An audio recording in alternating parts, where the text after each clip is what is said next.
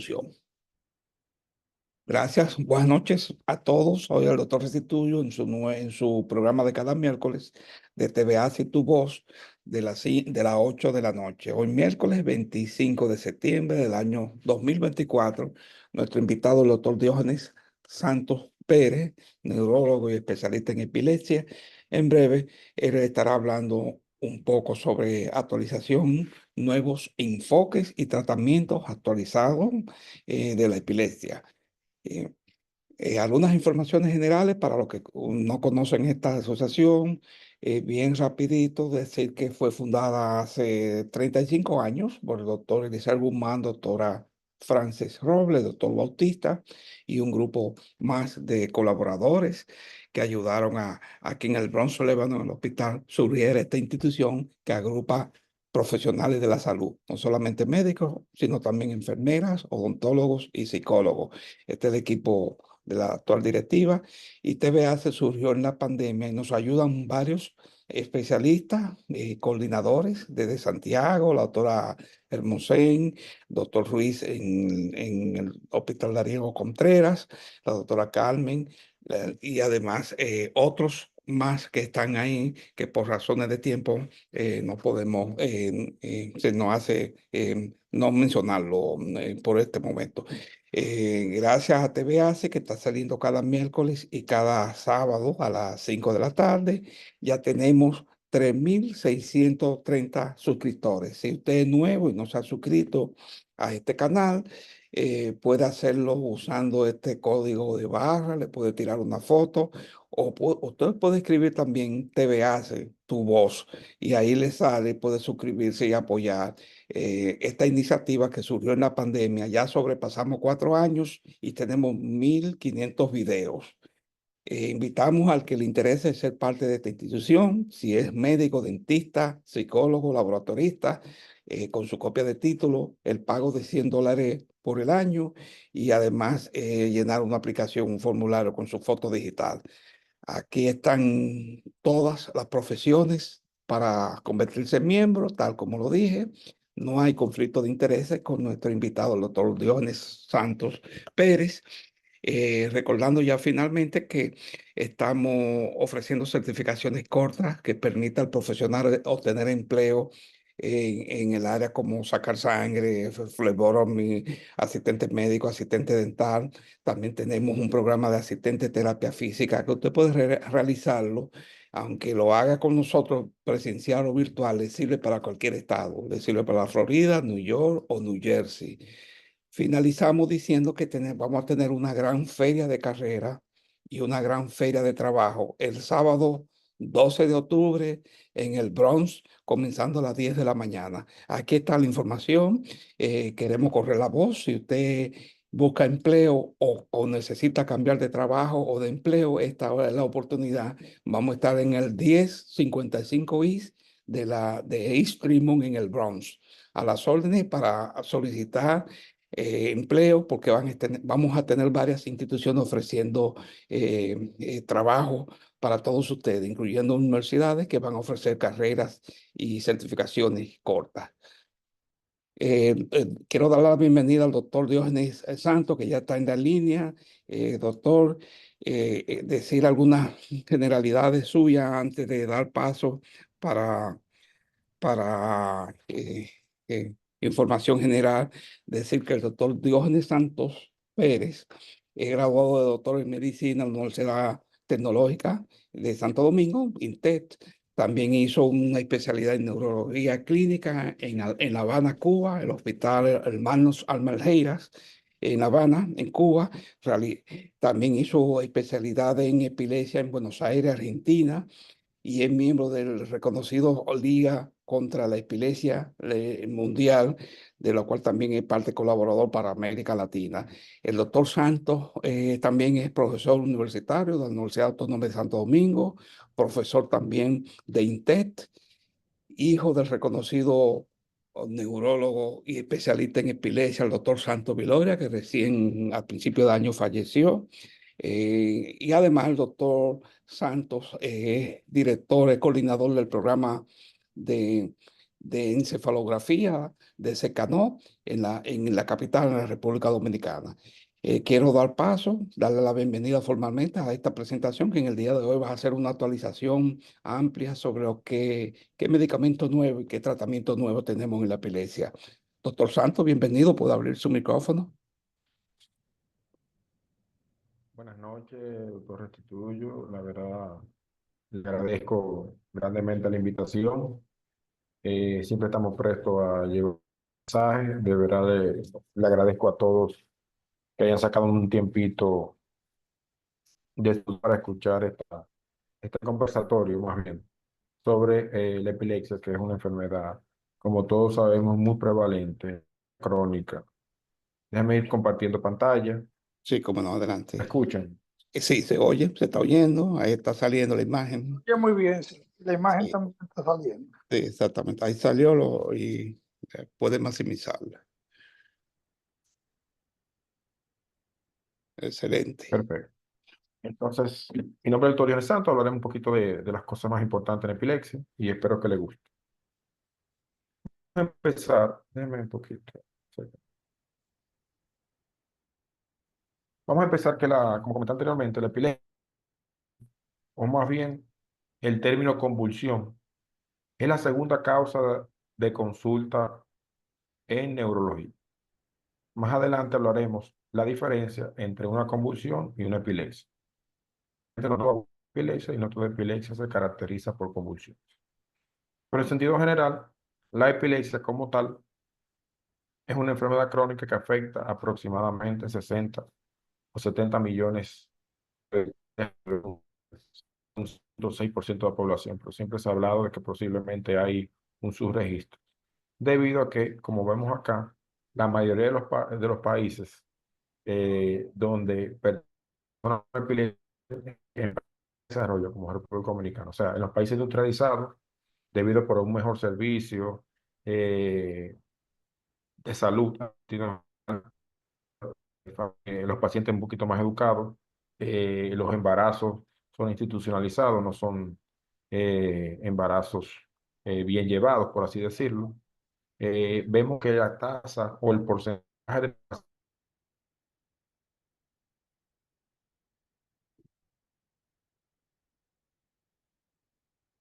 Se fue la voz, profesor.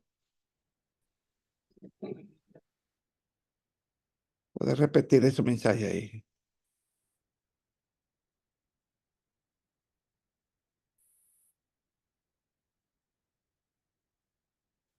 vamos a seguir. eh,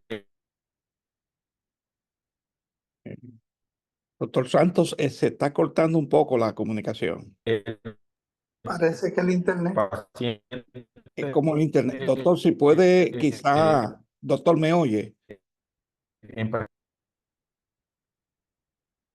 Se fue, sí. Déjeme hacer una pausa que por países en vía de desarrollo es donde se encuentra la mayor probabilidad o la mayor población de pacientes con epilepsia. Eso debido a múltiples factores. Uno de ellos, como les comentaba, es el acceso a la salud pública. A diferencia en los países en vía industrializados, que el porcentaje de pacientes epilépticos es mucho menor. Eso quiere decir que muy probablemente todos los que estamos acá hemos estado en contacto en algún momento con un familiar con epilepsia o por lo menos un conocido. La expectativa de vida en pacientes con epilepsia es reducida, se habla de 2 a 10 años, según la Perdón, Organización profesor, si Mundial. puede pasar a la imagen directamente porque se quedó en la primera. Parece que por la interrupción, si puede pasar a la imagen que le corresponde. Y vamos a poner acá. Sí,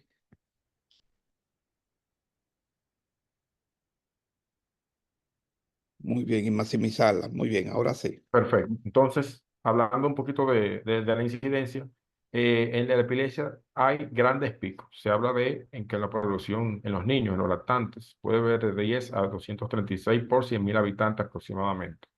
Ya en los infantes, esta cantidad o esta probabilidad de epilepsia disminuye un poquito a 60 por 100.000 habitantes. En los adolescentes sigue disminuyendo y el otro gran pico es el adulto mayor. Entonces, para que llevamos la idea, los grandes pacientes que pueden desarrollar o pueden ser por epilepsia son los niños bien pequeñitos y el adulto mayor. Claro, las causas van a ser diferentes, que hablaremos un poquito más adelante.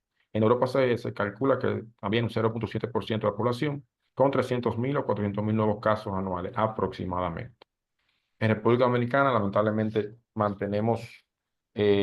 tenemos estadísticas, pero se calcula que hay aproximadamente 150.000 a 200.000 pacientes con epilepsia. Repito, muchos de estos pacientes no llegan ni siquiera a los hospitales, están en poblaciones que todavía hay muchos tabúes, que eso es el demonio, no tienen acceso a un neurólogo. Aunque se ha ido avanzando con el tiempo, es probable que muchos pacientes todavía ni siquiera sean bien diagnosticados. Ahora bien, el objetivo de la epilepsia es el control a largo plazo de las crisis epilépticas con un menor efecto adverso.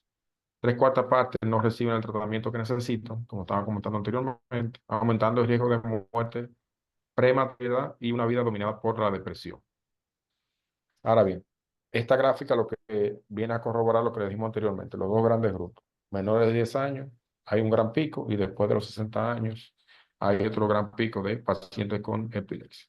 Ahora bien, siempre es bueno cuando hablamos de epilepsia diferenciar los diferentes tipos de crisis, porque como comenté anteriormente, no toda convulsión es epilepsia.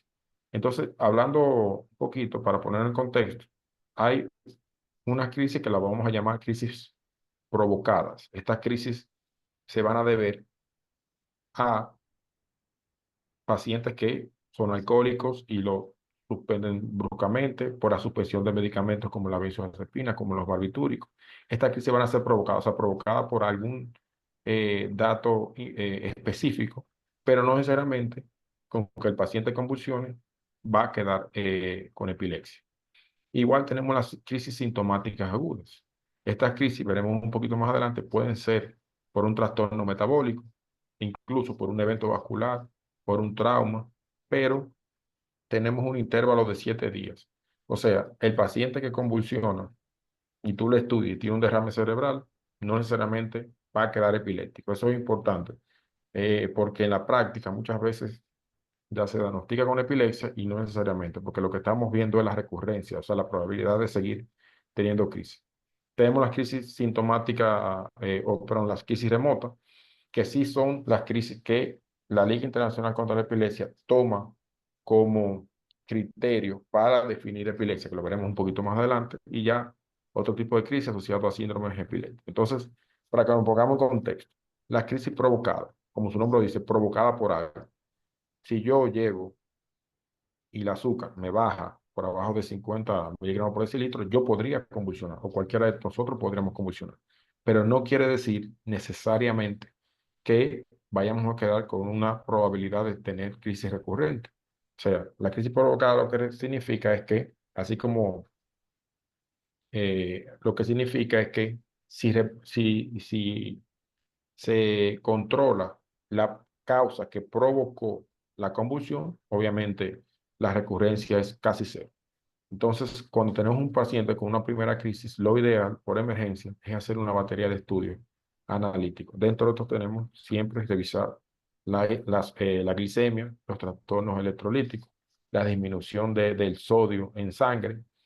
Puede provocar también convulsiones agudas, pero repito, si se repone el sodio, bueno, entonces el paciente no va a quedar con una convulsión. Por eso es que es importante que para la definición de epilepsia, eso lo que, lo que se utiliza son las crisis remotas o no provocadas. Aquí estamos hablando de crisis provocadas. También el consumo de sustancias tóxicas te puede provocar una convulsión aguda, pero repito, la probabilidad de recurrencia, sí, obviamente el paciente no se ve relacionado a lo que provocó la convulsión, bueno, entonces estará libre de crisis. La parte farmacológica, como comentamos anteriormente. Entonces se calcula que 29 a 39 por 100.000 habitantes van a tener crisis provocada y 50 a 70 por 100.000 habitantes crisis no provocadas. Ok, entonces tenemos las crisis provocadas periféricas y tenemos las crisis provocadas de origen neurológico. Estas son las que nos llevan un poquito más de confusión, porque en la práctica, si tú tienes un evento vascular y tienes una convulsión, le pongamos el título de epilepsia, pero como comentaba anteriormente, no necesariamente. Va a haber un intervalo de 7 días, o sea, una semana, en el cual, si viene un paciente por emergencia y tiene un trauma craneal y tuvo una convulsión aguda en los primeros 7 días, obviamente se va a trabajar, se va a yugular esa crisis, se van a hacer los estudios pertinentes, pero si el electroencefalograma, digamos, que es un estudio diagnóstico, viene normal y el trauma presentó al paciente una primera crisis, probablemente no tiene indicación todavía de ser una epilepsia, porque repito, está dentro del cuadro de crisis sintomática aguda, entonces uno lo que le da seguimiento, o sea, se egresa el paciente, se le da un seguimiento a largo plazo. No sé si me doy a entender, o sea, esa parte. De todos modos, las preguntas van a venir al final, en caso de. Entonces, como le estamos leyendo ahí, si no encontramos algún desencadenante primario, lo llamaremos crisis remota o no provocado. O sea, veamos los dos escenarios. No es lo mismo un paciente que venga con un evento vascular reciente de hoy mismo y me convulsione una vez en emergencia. Porque convulsiones una vez, aunque tenga un evento vascular, no tiene el diagnóstico de epilepsia. A diferencia que si ese mismo paciente tuvo un evento vascular y vino, como hablamos, del intervalo de los 7 días, viene después de los 7 días, entonces sí ya se cataloga como una crisis remota, porque generalmente se utilizan ese intervalo de tiempo, de 7 días aproximadamente, aunque eso está en discusión, pero a grosso modo no toma el 7 días. Entonces ya si es después de los 7 días, no viene siendo una crisis aguda o provocada, sino una crisis remota o no provocada. Entonces, hay que diferenciar los pacientes con una primera crisis de los que ya tienen un diagnóstico de epilepsia, porque no es lo mismo el contexto, repito, porque la etiqueta de que el paciente es epiléptico, lamentablemente, a pesar que, repito, que se ha avanzado, sigue siendo una etiqueta bastante fuerte. Y todavía aquí tenemos pacientes que tienen problemas con sus parejas, en el trabajo, en las escuelas, por solamente tener un diagnóstico que obviamente ellos no buscaron. Vamos a seguir. Entonces, hablaremos del concepto como tal de epilepsia. La ILAE, que es la Liga Internacional con Epilepsia, entendió la epilepsia como un trastorno de la función cerebral que se caracteriza por una predisposición continuada a la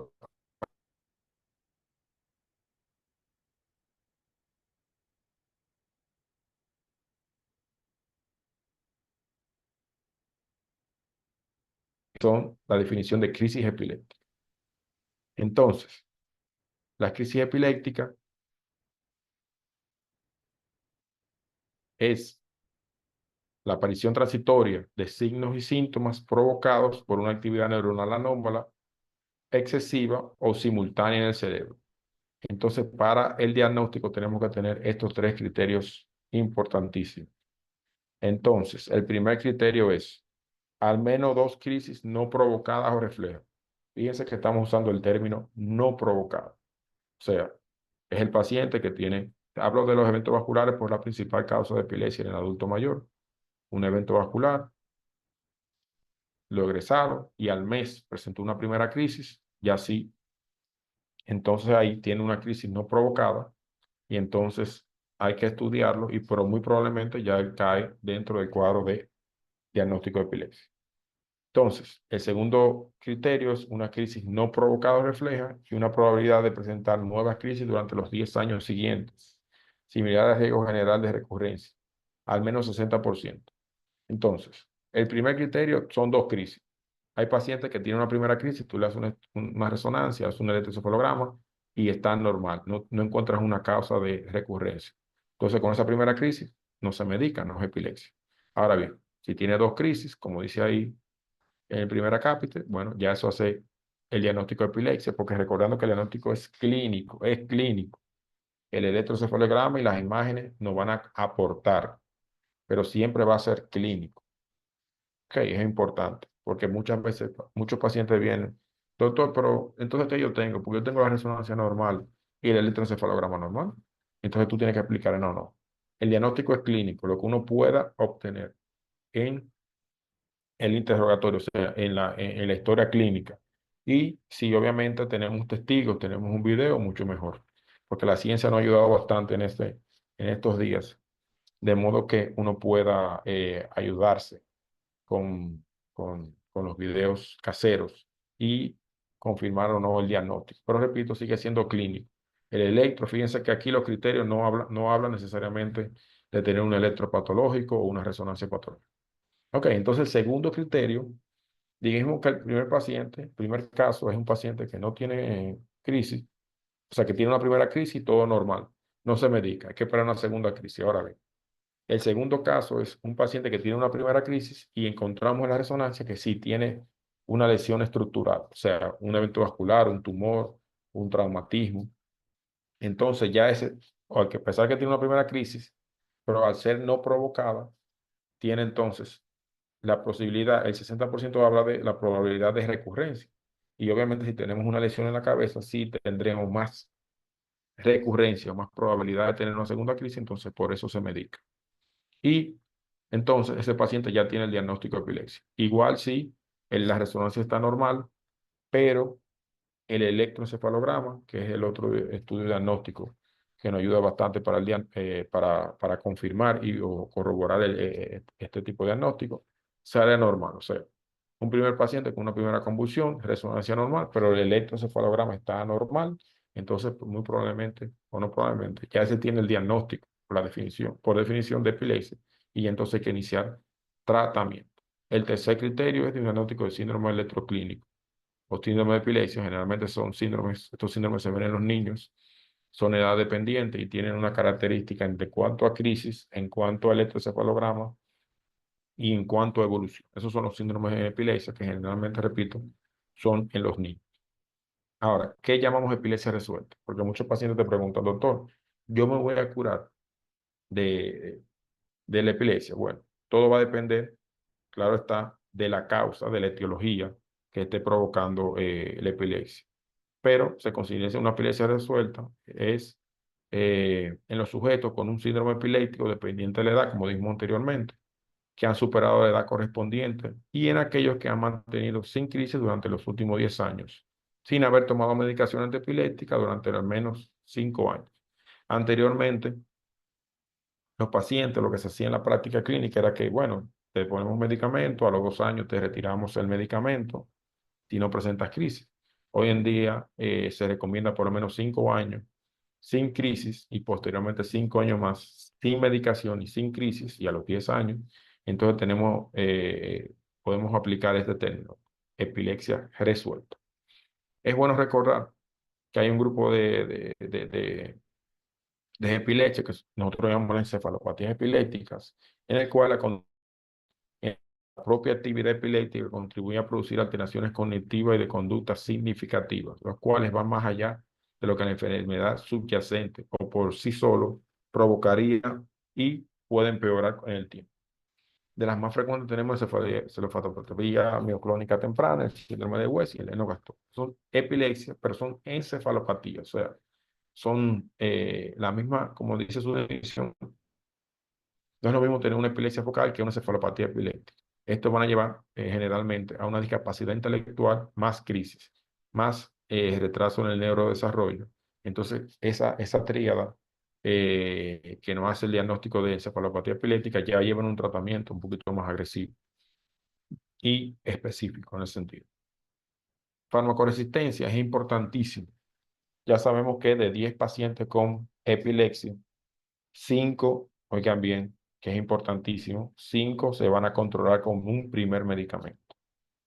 2, o sea, 7 se van a controlar con un segundo medicamento. O sea, de los 10 pacientes, o sea, el 70% se va a controlar con 2 medicamentos, 1 o 2 medicamentos. Pero lo que se ha hablado, a pesar de que hay un bastante avance ya en los fármacos e incluso en los tratamientos quirúrgicos, 3 de estos pacientes no se van a controlar con fármacos. Y es importante identificar a esos pacientes porque son los pacientes que hay que llevarlos, si cumplen criterios, a cirugía de epilepsia o a tratamientos paliativos o tratamientos no farmacológicos. Porque, repito, esto no es agregar medicamentos por agregar. Lo que se ha visto que mientras más fármacos tú agregas, anticrisis, que es el término correcto, menor probabilidad, o sea, se va disminuyendo la probabilidad de estar libre de crisis. Se habla de que un tercer fármaco en epilepsia, o sea, un tercer fármaco, solamente la probabilidad de estar libre es un 4%. Un cuarto fármaco es un 1%. Un quinto fármaco en un solo paciente es un 0,4%. Entonces, el problema no está en agregar medicamentos, sino en identificar cuál es la causa de la refractariedad o la farmacoresistencia o de difícil control y obviamente buscar la mejor solución. Entonces, la definición de farmacoresistencia es el fracaso del control de las crisis después del tratamiento con dos esquemas. Por eso estoy hablando que los expertos hablan de dos esquemas, o sea, dos medicamentos bien tolerados para lograr una remisión, bien utilizados, acorde para el tipo de crisis, porque no todos los medicamentos sirven para todos los tipos de crisis de epilepsia. Si tú elegiste bien, entonces con dos fármacos no se ha controlado esa epilepsia, entonces ya tiene una epilepsia, lo encontramos una epilepsia de difícil control. Y entonces en este momento hay que buscar referirlo a un centro especializado de cirugía de epilepsia para ver si ese paciente puede ya recibir cirugía o si no, entonces darle algún otro tipo de tratamiento. Este recuadro es un recuadro ya bastante típico, en el cual las preguntas que nosotros nos hacemos siempre como neurólogos, la primera pregunta ¿es epilepsia o no es epilepsia? Hoy sabemos que en la práctica clínica hay muchos trastornos que no son epilépticos o se pueden confundir con epilepsia. Y usted ve ahí al individuo con un medicamento toda la vida y cuando tú investigas, probablemente no es epilepsia. Entonces, primero hacemos esa pregunta. ¿Es epilepsia o no es epilepsia? Si consideramos que es epilepsia, bueno, la segunda pregunta, que viene siendo la primera en este recuadro, ¿es una epilepsia focal? ¿Es generalizada? ¿O es en un inicio desconocido? Y dirán, pero bueno, ¿para qué eso? ¿Con qué se come eso? Porque hoy sabemos que las epilepsias focales tienen un tratamiento específico y la epilepsia generalizada tiene un tratamiento específico también. O sea, muchas veces lo que sirve para uno no sirve para otro y a veces incluso exacerba las crisis, ya sea generalizada. Entonces tenemos que saber eso, ya sea por historia clínica, ya sea por video, como le digo, ya sea por electrocefalograma, confirmar que sea una crisis focal o una crisis generalizada porque el tratamiento va a ser diferente. Entonces, cuando ya sabemos el tipo de crisis, vamos a pasar el tipo de epilepsia, que son cosas diferentes. En el cual hay epilepsias focales, hay epilepsias generalizadas y hay epilepsias que pueden tener tanto crisis focales como generalizadas. Y de inicio desconocido. De inicio desconocido que no tengamos un inicio bien claro, ya sea ni por video ni por historia clínica. Y el último cápite es un síndrome epiléptico. Ahora bien, eso es para saber el tipo de epilepsia o el síndrome electroclínico, que es lo ideal, aunque no siempre se llega a un síndrome electroclínico, a veces nos quedamos en el tipo de epilepsia. A la derecha vemos los cuadros de la etiología, las causas. Las causas estructurales son las causas que cuando tú le mandas a hacer una resonancia, generalmente vemos una lesión estructural que entonces nos explica de por qué el paciente tiene epilepsia. Tenemos causas genéticas, tenemos causas infecciosas, las meningitis, anteriormente y la encefalitis, lo estamos viendo muy frecuente hoy en día, son una causa bastante frecuente de epilepsia. Tenemos las alteraciones metabólicas, las inmunes y, como siempre, las desconocidas. En este cuadro vemos los tipos de crisis, como comentamos anteriormente, esto un poquito más detallado, crisis focales, crisis analizada y crisis de inicio desconocido, en el cual las focales pueden ser con alteración de la conciencia, sin alterar la conciencia, y pueden ser tanto motores, autonómica, atónica, clónica, y con no motores, autonómica, cognitivas, emocionales, sensoriales. Esto es importante también explicárselo al paciente, porque el concepto que tenemos de epilepsia son las epilepsias generalizadas. Si vemos al otro lado, tenemos las famosas tónico-clónicas generalizadas. Son las crisis que son en todo el cuerpo, sacudidas clónicas y tónicas, postura rígida en todo el cuerpo. Esas son las patologías, perdón, son las crisis que, que todo el mundo conoce.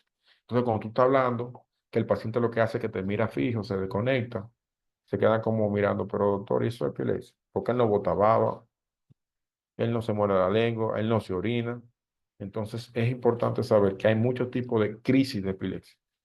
Va a depender de la localización de la lesión dentro del cerebro y obviamente las manifestaciones van a ser similares. Entonces, a grosso modo, las epilepsias focales se originan en redes neuronales limitadas en un hemisferio, aunque pueden involucrar un hemisferio contralateral, siempre se originan en un mismo hemisferio. Esa es la característica de una epilepsia focal. La epilepsia generalizada se localiza en una red neuronal bien distribuida en ambos hemisferios, a la que se involucra rápidamente. Eso es básicamente la definición de epilepsia focal y generalizada. Siempre tener en cuenta la población especial, el adulto mayor, las mujeres embarazadas, porque las mujeres en edad fértil, ya hay un warning, perdón, hace mucho tiempo, en el cual hay fármacos que no se le pueden administrar, porque son muy teratogénicos, dañan mucho o tienen mayor probabilidad de afectación del producto, entonces eso hay que tener en cuenta. Y entonces cuando la mujer es joven y tiene epilepsia, ya uno sabe por guías cuáles son los mejores medicamentos. En el adulto mayor, igual, es una población especial en cual ya la función renal, la función hepática no funciona igual. Entonces hay que siempre empezar con el 60% de las dosis que uno empieza con un adulto joven y seleccionar bien el fármaco para que no, en vez de mejorar el cuadro, no lo empeore. Uno de estos vemos mucho en los inhibidores de canales de sodio, la hiponatremia. La hiponatremia es muy frecuente en adulto mayor. Hay medicamentos que son más frecuentes, por decirle un ejemplo. Entonces hay que tener eso bien cuidado porque lo que no queremos es agregar una complicación. Dentro de los diagnósticos diferenciales tenemos el síncope, los eventos vasculares, las crisis psicógenas. Hoy en día, crisis psicógena o crisis funcional es el término correcto. Son pacientes generalmente jóvenes, en el cual a veces ni siquiera son epilépticos, en el cual hacen unos movimientos que simulan ser epilepsia. Generalmente hay un antecedente de un abuso o un bullying, ya sea abuso psicológico, verbal, sexual, bullying en la escuela, algún trastorno psiquiátrico en el cual estos pacientes empiezan a hacer movimiento y se pueden confundir mucho con epilepsia. Y hay que saber diferenciar porque a veces el paciente pasa de neurólogo a neurólogo, no mejora con medicamentos antiepilépticos o anticrisis, que es el término real, porque en verdad no es epilepsia. Entonces, con los videos, electroencefalogramas, con los videos caseros, con la historia clínica nos ayuda, obviamente, a tener un mejor diagnóstico. En la historia clínica, como toda enfermedad, es importantísimo para el diagnóstico de epilepsia. Laboratorio, hemograma, electrolito sérico, lo que hablamos en la emergencia, si tenemos una primera convulsión, glicemia, electrolito sérico, el lactato, para diferenciar los síncopes, que pérdida de conocimiento, pero no de origen neurológico. El amonio, siempre hay que pedirlo, la prolactina. Eh, entonces, hoy en día tenemos los videos electroencefalogramas. Gracias a Dios es una de las ventajas o de los avances que ha tenido el país. Anteriormente nos circunscribíamos solamente al electroencefalograma de media hora y hoy sabemos que los electroencefalogramas tienen una sensibilidad, oigan bien, una sensibilidad de un 30%. O sea que de cada 10 pacientes probablemente 3 o 4 salgan patológicos y los otros salgan normal. Por eso ha venido lo del video electroencefalograma, que son estudios prolongados de la cantidad del tiempo que requiera el médico, incluso hasta una semana, en el cual nos va a ayudar a captar y primero a confirmar los trastornos paroxísticos, si pensamos que, a propósito de lo que comentábamos anteriormente, de la crisis funcional, ¿no? Y si un paciente va a cirugía de epilepsia, obviamente también captar algunas crisis en un ambiente seguro y entonces poder ayudar a reforzar ese diagnóstico y obtener una localización eléctrica de la epilepsia. Entonces, a grosso modo, las indicaciones, establecer el riesgo de recurrencia tras una primera crisis, recordando que si tenemos una primera crisis, ya sea sintomática aguda o remota, lo ideal es hacer el electroencefalograma. Mientras más cercano al evento es mucho mejor, tenemos mayor probabilidad. Y esto nos va a saber, nos va a ayudar el riesgo de recurrencia, porque eso es lo que queremos saber. ¿Qué tanta posibilidad hay después de una primera convulsión que exista una segunda. Entonces, por eso hablamos de los criterios. Si yo tengo un paciente con una primera crisis y un electro anormal, patológico, entonces ya tiene diagnóstico de epilepsia y hay que medicar de una vez solamente con una crisis, no esperar una segunda crisis en este caso. También para clasificar el tipo de epilepsia, síndrome epiléptico dentro del contexto clínico, tipificación, como comentamos, los eventos paroxísticos, no epilépticos, la respuesta al tratamiento, porque no es lo mismo ver un paciente con descarga interictales y después tú pones el tratamiento y el electro normalizarse, obviamente, o viceversa. Tú tienes tratamiento, tal vez no tenés crisis clínicas, pero sí eléctricas, o sea, eso la manifestación es diferente y por eso el electroencefalograma no ha ayudado tanto.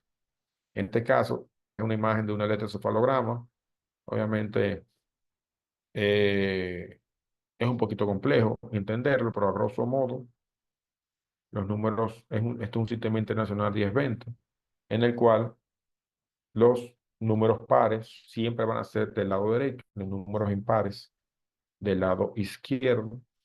Y si se fijan, a la izquierda, la primera letra es la localización, F de frontal, T de temporal, P de parietal y O de occipital.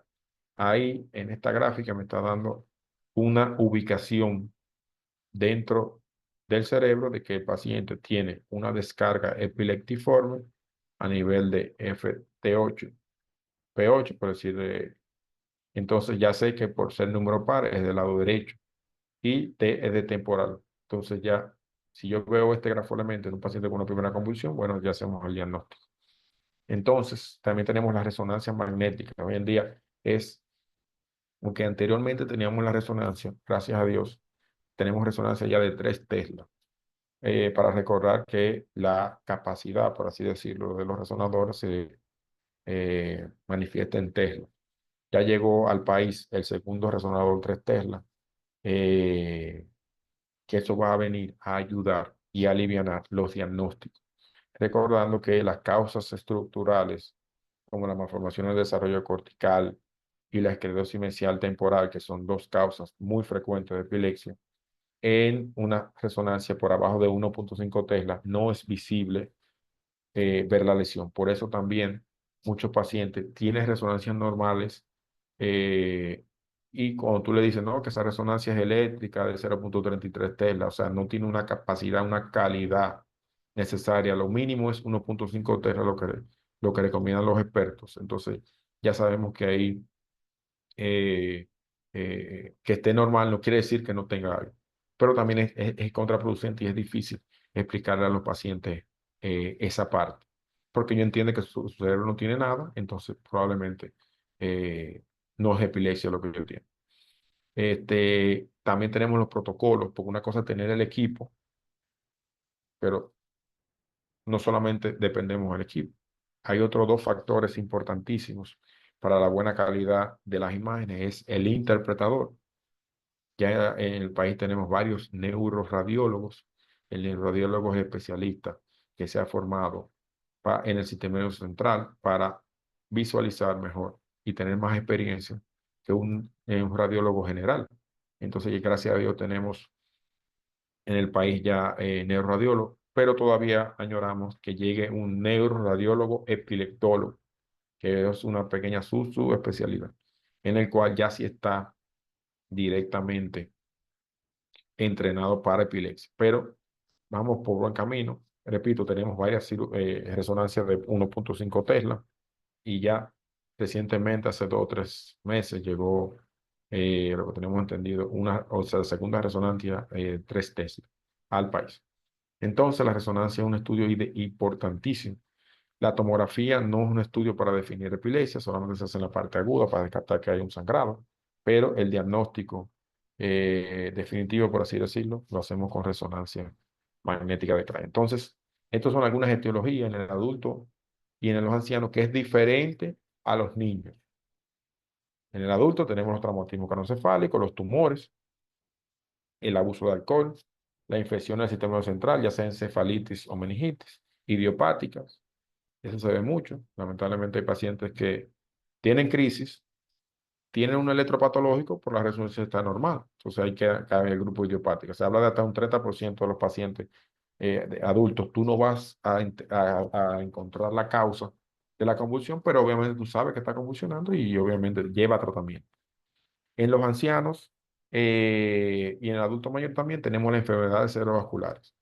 Después de los 65 años, repito, la causa más frecuente es la enfermedad cerebrovascular. En segundo lugar, tenemos los diagnósticos de demencia, ya sea la enfermedad de Alzheimer, y en segundo lugar, la enfermedad de Parkinson. Con el tiempo, algunos pueden cursar con epilepsia concomitantemente. Tenemos los tumores, tenemos las infecciones, también el anciano y los traumatismos. Ellos tienden a caerse, a resbalarse, a darse un trauma craneal y obviamente por ahí tener como una secuela la epilepsia. Dentro de los estudios especiales, ya estos estudios yo lo llamo ya de segundo nivel, nosotros solamente hacer todavía un poquito costoso, solamente lo indicamos ya para pacientes que vayan a cirugía de epilepsia. Por lo menos nosotros acá en el país por la cuestión del costo. O sea, los pacientes que van a cirugía, o sea, los que son de epilepsia de difícil control, no se hacen de rutina. En este caso tenemos la tomografía por emisión de fotón único o simple, o SPECT, en el cual está indicada en epilepsia extratemporal neocortical, epilepsias no lesionales. Como le comenté anteriormente, hay pacientes que tú le haces la resonancia, no ven ninguna lesión, a pesar que sean en los ojos más expertos, pero tú tienes una localización eléctrica por el electroencefalograma y sabes que es epiléptico. Entonces, estas resonancias, estas imágenes que son, en sentido general, son imágenes funcionales, te va a evaluar el flujo sanguíneo cerebral local y entonces nos va a ayudar a localizar la función anormal dentro del cerebro, que obviamente en teoría es la causa, es donde está la causa de la epilepsia y obviamente, perdón que repita esa palabra dos veces, es el que nos va a ayudar a hacer un plan quirúrgico. O sea, hay un 30% de los pacientes que no vamos a ver lesiones en la resonancia. Pero si tiene una epilepsia de difícil control, mandamos a hacer el SPECT y como vemos aquí adelante, el PET, que es la tomografía por emisión de positrón único. También se usa, fíjense que la indicación número 1 son epilepsias no lesionales, o sea, donde no vemos lesión, pero sí tenemos una hipótesis diagnóstica de dónde viene el probable problema de la epilepsia. O sea, si tenemos una epilepsia con desconexión con el medio, automatismo oromandibulares, desconexión de la mirada fija, podemos pensar que puede ser una epilepsia lóbulo-temporal. Si tenemos un electroencefalograma que nos indica que el problema o la descarga viene del lóbulo temporal izquierdo, por así decirlo, pero estructuralmente en la resonancia no vemos ninguna lesión, bueno, entonces podemos pasar a hacer estos estudios, el PET y el SPECT. Y posteriormente el SPECT se une con la resonancia y eso es lo que se llama el cisco, que nos brinda una imagen más definida de la posible zona irritativa en la epilepsia. Dentro de los fármacos hemos ido avanzando, gracias a Dios. Aquí vemos un pequeño esquema de los fármacos que han ido surgiendo a través de todos estos años. Todavía se siguen inventando nuevos fármacos, a pesar de que todavía tenemos la limitante de que un 30%, repito, no se van a controlar con medicamentos, pero auguramos la esperanza de que en algún futuro cercano se cree un medicamento que pueda controlar a mayor cantidad de pacientes. Pero hasta ahora, aunque hay unos que son mejores que otros, la gran diferencia entre los fármacos viejos y los fármacos nuevos es los efectos adversos, la biodisponibilidad y la poca interacción con proteínas y la poca interacción hepática, por así decirlo. Pero en efectividad es prácticamente similar. Pero obviamente estos medicamentos, a ser de largo uso, tenemos que proteger otros órganos. Entonces, para eso la ciencia sí nos ha ayudado.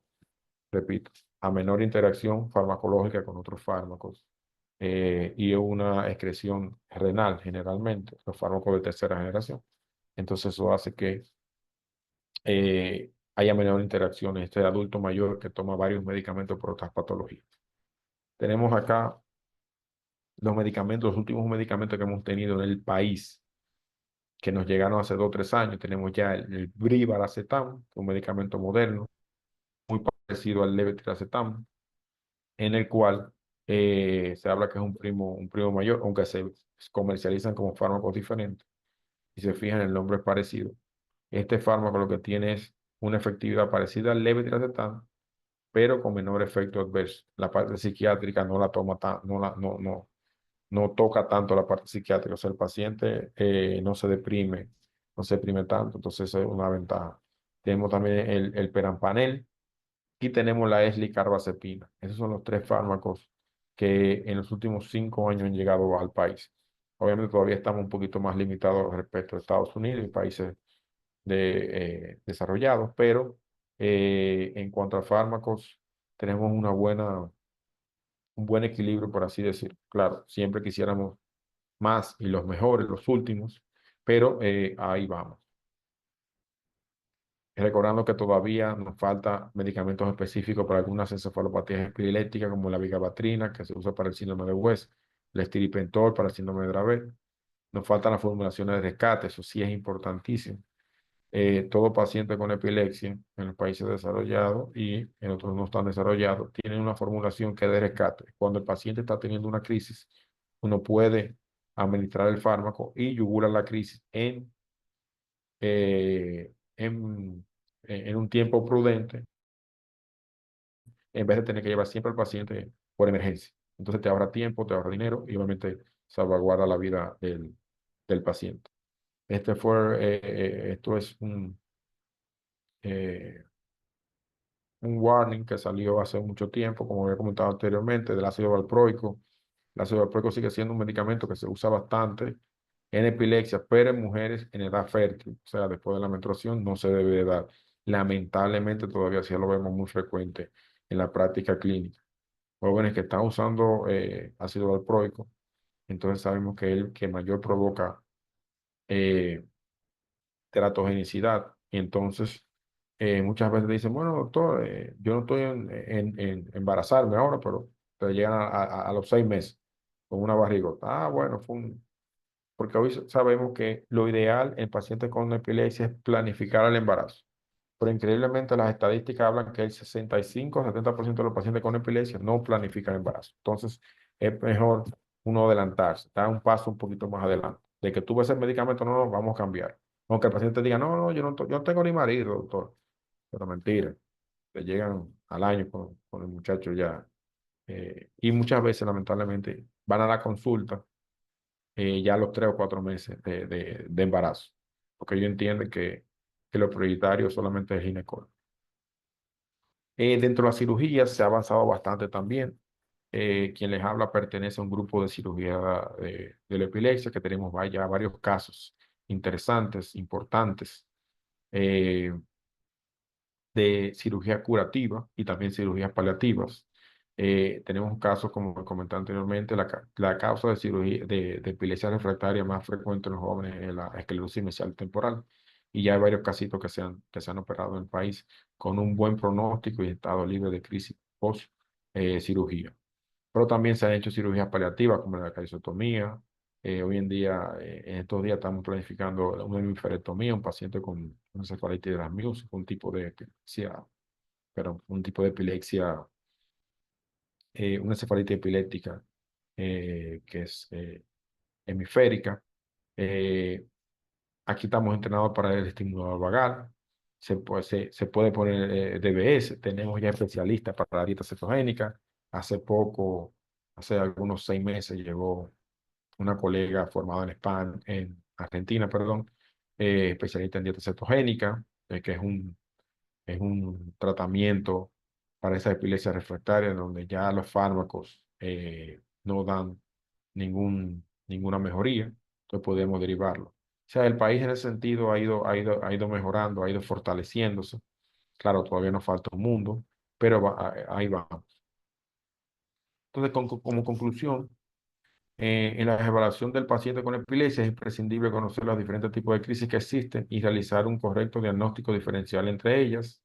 Es vital conocer los datos semiológicos y el electroencefalograma más característicos de cada crisis e interpretarla en un contexto clínico adecuado.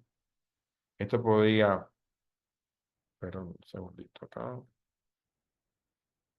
Esto podría ayudarnos en el diagnóstico del síndrome electroclínico que presenta el paciente y un tratamiento adecuado y probablemente el diagnóstico a largo plazo que ayuden al buen pronóstico. Gracias por su atención. No sé si hay alguna pregunta, si se quedó alguna duda, algo puntual, estamos dispuestos a... Muy bien, profesor, muchas gracias. Bueno, Muchísimas gracias, Diogenito. Damos sus órdenes. Gracias a ustedes por escucharme. gracias, doctor Luis. Doctor William, si quiere saludar o hacer algún comentario, que yo sé que Sí, entró a mitad de conferencia. sí, Adelante. gracias. No, gracias a Dios por seguir participando con nosotros y por su esfuerzo en avanzar en el tratamiento de la epilepsia en la República Dominicana. Diógenes, ustedes todavía no tienen o no están planeando en una unidad de monitoreo. Lamentablemente no tenemos todavía un centro que tenga la unidad de monitoreo, pero sí lo hacemos con equipos y técnicos entrenados ya por uno mismo. Vamos Ujú, a una clínica, tenemos equipos ambulatorios, ujú, pero lo ideal es tener un centro completo, o sea, un centro que ya tenga para monitoreo de ya hasta incluso 7 días, 14 días, ¿no? ujú. Pero sí a veces hacemos 24 horas, 48 horas en pacientes que van a cirugía de epilepsia, pero esa organización como la que me imagino usted se refiere, todavía, de ¿Hay los algún grandes centros aquí no lo neurocirujano, tenemos. hay algún neurocirujano, grupo de neurocirujanos que estén interesados en hacer esos procedimientos? Los procedimientos quirúrgicos en epilepsia sí han llegado algunos cuantos neurocirujanos. El que más experiencia tenemos que tiene en ese sentido el doctor Vidó, José Orlando Vidós, pero hay varios José Orlando Vidó, es la que más, en el que se grupo están que, dedicando a eso. sí, Ok. al que yo pertenezco, es el que tiene la mayor casuística, pero sí hay algunos otros colegas neurocirujanos que se han formado más jóvenes que vienen con esa especialización. Ok, Veremos a ver cómo le va. Sí, gracias. gracias, doctor William. Está levantando la mano la licenciada psicóloga clínica infantil, Luz Elena. Adelante. ¿Cómo están? Buenas noches. Excelente, Noche.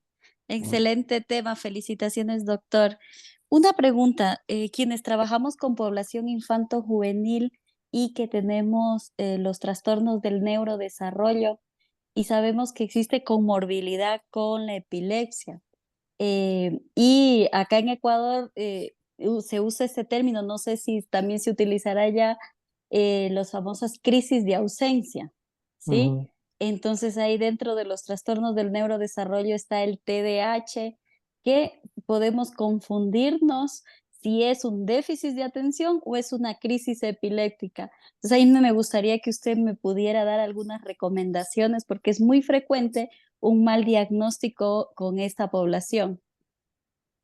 Sí, es una excelente pregunta. Vamos a diferenciar. El término crisis de ausencia está dentro de las epilepsias que nosotros llamamos generalizadas, que anteriormente se llamaban idiopáticas, ahora se llama genética. Es el cuadro que se divide en dos. Está la epilepsia de ausencia de la niñez y la epilepsia de ausencia de la juventud, en el cual el paciente, como su nombre lo dice, se ausenta por cerca de 10, 20 segundos, pero en la mayoría de los casos son muy breves, muchas veces pasan desapercibidos y si el familiar no tiene conocimiento o los profesores no tienen esa astucia, el paciente puede pasar meses y meses antes de su diagnóstico. Pero repito, todo diagnóstico de epilepsia es clínico. Ahora bien, está lo que nosotros llamamos epilepsia de desconexión con el medio, que son ya de epilepsias focales. Mi idea no es confundirlo, pero bueno, básicamente, esas se deben ya a una lesión focal. Las otras son epilepsias generalizadas. Entonces, básicamente, para tú diferenciar una de otra, primero es la observación, es importantísimo. Son episodios breves en el cual muchas veces el paciente solamente parpadea o puede hacer algún automatismo, algún movimiento con la boca. Pero desde que la crisis termina, el paciente sigue como conectado, o sea, es como que se frisa y después que termina la crisis, que son muy breves, puede seguir el quehacer que estaba haciendo. Y estas de la niñez y en menor proporción la de la juventud se repiten mucho en el día. Los pacientes pueden tener hasta 20, 30 crisis. Entonces ya con ese dato clínico es más orientativo, porque no es lo mismo tú desconectar o quedarte mirando fijo o al horizonte o en un momento que la crisis de ausencia, que son muy repetitivas. En un día, un paciente que no tenga tratamiento, está descrito que pueden tener hasta 100 crisis, por así decirlo. O sea, son muchas crisis. Es una característica. La otra es, obviamente, cuando hay sospecha, el electroencefalograma nos va a sacar de duda también. Ahí sí el electroencefalograma va a corroborar o va a fortalecer ese diagnóstico. Recordando que la epilepsia de ausencia de la niñez no, se ven en niños que no tienen ningún trastorno del neurodesarrollo. Los que tienen TDAH o los que tienen autismo ya son otro tipo de epilepsia que se comportan diferentes. Generalmente son niños, repito, son niños tranquilos, son niños que no tienen ningún antecedente neurológico importante, que empiezan a hacer a partir de los 3 años estos episodios de conexión que son muy breves, que se repiten mucho, que cuando usted le hace la hiperventilación, o sea, respirar profundo y botarlo por la boca, es una maniobra de activación que va a hacer que el paciente pueda, se genere la crisis y ya tú, incluso en el consultorio, sin ningún electroencefalograma, uno puede hacer el diagnóstico.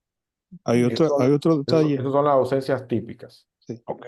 Perdón, Dionis, en Sí. los niños que incluso en las escuelas, como tú dijiste, algunos de esos niños pueden ser calificados como con deficiencia intelectual o que no aprenden bien y que tienen problemas también que algunas veces lo consideran como del comportamiento.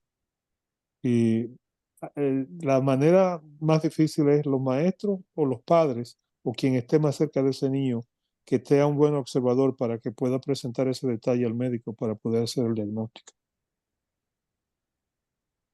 Y muchas veces, como usted dice, el diagnóstico lo hace los padres muchas veces no son. Doctor Santos, y el pronóstico de ese caso, porque yo recuerdo a los profesores que nos hablaban que había que darle seguimiento en esa crisis de ausencia en el futuro para descartar que no sea epiléptico. En su experiencia, ¿desarrollan epilepsia? ¿Qué porcentaje desarrollan, se quedan epilépticos? Pero son de origen, el término nuevo es de origen genético. Ok, O sea, aunque uno no mande a hacer todo porque es muy costoso en Estados Unidos, pero uno entendería que cuando tú le haces una resonancia y está todo normal, cuando hace el electroencefalograma es típico del paroxismo punta onda a 3 Hz y tiene la desconexión. Bien, una, epilepsias edad dependiente. Eso es lo que comenté anteriormente, son síndromes electroclínicos. Tienen un tipo de crisis, un tipo de electricidad. Muchas veces estos pacientitos no llegan a una epilepsia focal, o sea, no se desarrollan, o sea, duran a ser edad dependiente, que empiezan a los 2 o 3 años y ya a los 6 o 7 años, muy probablemente este síndrome epiléptico desaparece. Esos son los famosos pacientes que dicen, bueno, yo convulsionaba cuando chiquito y me curé, el doctor me curó, pero no fue que el doctor lo curó, sino que la evolución natural de la enfermedad activó ese gen a los 4 años, por decirlo, a los 10 se desactiva, pero es la evolución, como le digo, natural de la enfermedad, y el paciente ya se queda como una historia. Entonces, cuando es grande, sí, yo conozco que cubre de eso, pero no, sí, repito, son evidencias realizadas que la mayoría tienen un muy buen pronóstico y son fármacos sensibles, o sea, que responden muy bien a medicamentos. A diferencia de las epilepsias focales estructurales que sí tienen un peor pronóstico. sí, muy bien, muchas gracias. ¿Alguien más? ¿Algún comentario o pregunta? Doctor Santos, en lo que alguien hace más otra pregunta, en su última intervención en esta plataforma se hablaba un poco de la experiencia suya, porque sabemos que su papá, el doctor Diógenes Santos Viloria, y también usted encabezan movimientos que tienen que ver con educación para la epilepsia. ¿Cómo está esa lucha de la Fundación de la Epilepsia? Y aquí todavía, como habíamos que el doctor Santo Viloria, mi padre, que para descanse, era lo de crear una ley de epilepsia, en el sentido de fortalecer lo que uno entendería que es lo normal. Lamentablemente aquí todavía se discrimina mucho estos pacientes. Incluso, anecdóticamente, yo tengo una paciente que hace 3 meses fue a buscar trabajo y ella, por ser sincera, dijo, no, ¿de qué usted sufre? De epilepsia. Wow, Entonces, podemos ni siquiera que era por falta de personal o algo, no, le dijeron que no le pueden dar trabajo porque era epiléptico. wow. O sea, así directamente lo digo. Así de Entonces, simple. lamentablemente, somos un Sí, país que necesitamos se necesita hacer para que estos trabajo. casos ella siendo más que capacitada para el puesto. En Ok, cuanto a la docencia, sí, existe anteriormente era mensual, ya no se hace tan frecuente. Se dan sí, temas de epilepsia y se comparte con la comunidad. sí, muy bien. La licenciada Nieves Sosa está levantando la mano, es psicóloga. Delante, Nieves. Ah, ya está. Sí, Estaba en mute todavía. Buenas noches a anoche. todos. Solo para corroborar y decirle al doctor Santos que tremenda exposición muy completa sobre la epilepsia.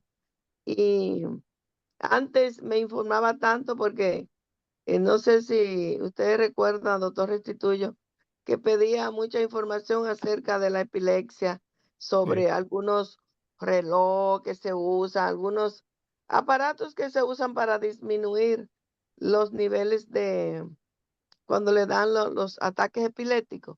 sí, Pero ya perdí todo ese tipo ¿cómo decir? De informarme acerca de, porque mi hermano murió en sí. Nueva York, pero, y ahora mismo estoy ausente de la terapia, pero realmente hay muchos doctores acá en este chat ahora mismo y terapistas que le es muy útil para sus pacientes y recomendaciones para sus pacientes epilépticos. Muchas gracias, doctor. Gracias, Nieves. Muchas gracias. Dios, no han puesto estimuladores del nervio vago todavía. Hace un tiempo hubo una donación, esto es manera anecdótica porque yo no estaba ahí, se le pusieron a 2, 3 pacientes, pero en los últimos 5 o 6 años no se ha puesto, por lo menos del grupo de nosotros, Mm, no se ha puesto, pero hemos recibido terapia, o sea, entrenamiento. El problema es que aquí sale muy costoso. ujú. En el país sale muy costoso y cuando tú lo envías a otros países cercanos del área que tienen experiencia, prácticamente la mitad del costo.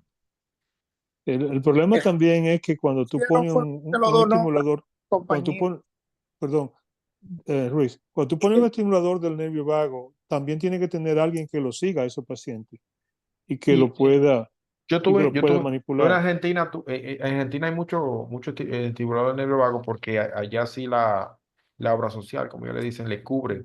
Y Mm, yo tuve, el problema es que uno va perdiendo esa habilidad, pero eso mm. no es complicado. El problema No, sería no, más no, no. Es muy ponerle, sencillo. sí, es muy sencillo, sería más, porque incluso la compañía que lo pone a nivel de Estados Unidos y Latinoamérica, recibimos un entrenamiento y un refuerzo. El problema es que al no tener algún paciente, entonces eso se va perdiendo. Lo que no se practica se va perdiendo. Pero el problema sería más bien encontrar un primer paciente que esté Sí. dispuesto a pagar ese dinero y obviamente ya por ahí uno va.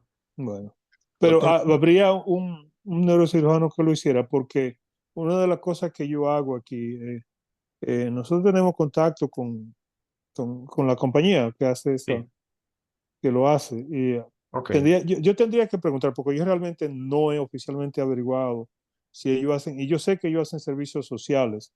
El asunto es si lo correcto. harían, si lo hicieran en el extranjero, o si pudiera uno llevar una presentación y hacer algo de ese tipo, como una un campaña aporte. educativa o algo así. En esa ocasión, el doctor Vidó Pero- recibió el entrenamiento, incluso se habló de que y puso uno o el dos. primer caso, Sí, ellos iban a mandar un neurocirujano Mm, obviamente, no lo mismo entrenamiento por teórico video que práctico. que teórico que el práctico, aunque el doctor creo que viajó en algún momento también.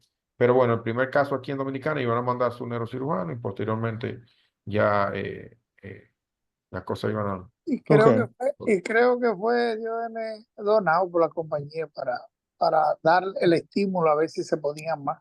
Ellos donan Fotos que los eran. equipos, ellos donan los Sí, equipos en sí, esa sí, sí. Sí, situación. Eso que sí. puso video fue así. Yo creo Mm, que fue donado. Él lo ha mm, presentado en varios Sí, congresos. fue donado, me parece, sí, Sí. el sí. doctor. Bueno, el profesor Diógenes Santos Pérez, no queremos abusar más de su tiempo. Gracias por su excelente presentación el día de hoy, como siempre. Y esperamos ya que cuando descanse un poquito más, tenerlo en otro enfoque de su especialidad. Bueno, estamos a sus órdenes, gracias por la invitación, de verdad, para mí siempre un honor. Espero que se haya entendido el mensaje. Estamos a su orden para cualquier pregunta, duda y Muy bien. saludos a todos. Buenas noches, Diego. Buenas noches a Bye, bye, todos. bye, bye. Gracias, Hasta doctor luego. Williams y los Gracias. demás, todos Doctor ustedes. Ruiz.